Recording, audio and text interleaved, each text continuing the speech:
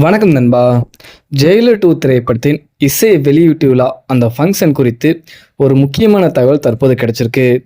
Jailer 2 திரைப்படத்தோட இசை வெளியீட்டு விழா மலேசியாவில் நடக்கப் போகிறது அப்படிங்கிற மாதிரி செய்திகள் முன் வந்திருந்தன.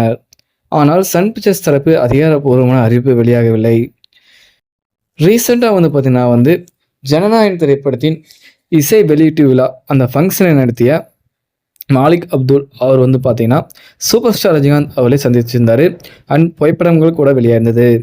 இதனைத் தொடர்ந்து பார்க்கும்போது சூப்பர் ஸ்டார் ரஜினிகாந்த் அவரிடம் அது சம்மந்தமான பேச்சுவார்த்தைகள் நடந்திருக்குங்க. ரஜினி சார் அவருடைய முந்தைய திரைப்படமான அதாவது கிட்டத்தட்ட 16 வருடங்களுக்கு முன் வெளியான எந்திரன் அப்படிங்கிற திரைப்படத்தோட ஆடியோ லான்ச் பார்த்தீங்கன்னா மலேசியாவில் நடைபெற்றது அப்படிங்கிறது அனைவருக்கும் தெரியும்.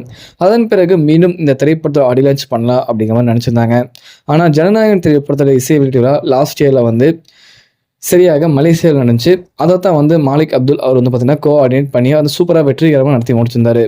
ஸோ இந்த நிலையில் ஜெயிலர் 2யும் அங்கேயே கொண்டு நடத்தினா ஒருவேளை விஜய் அவர்களை அவரை ஃபாலோ பண்ணுற மாதிரியோ இல்லை அவர் மாதிரியே நம்ம பண்ணுற மாதிரியோ இல்லை வேறு ஏதாவது விமர்சனங்கள் வரும் அப்படிங்கிறனால இதெல்லாம் வேண்டாம் அப்படிங்கிற மாதிரி சூப்பர் ஸ்டார் ரஜினிகாந்த் அவர்கள் முடிவெடுத்ததாக சொல்லப்படுதுங்க.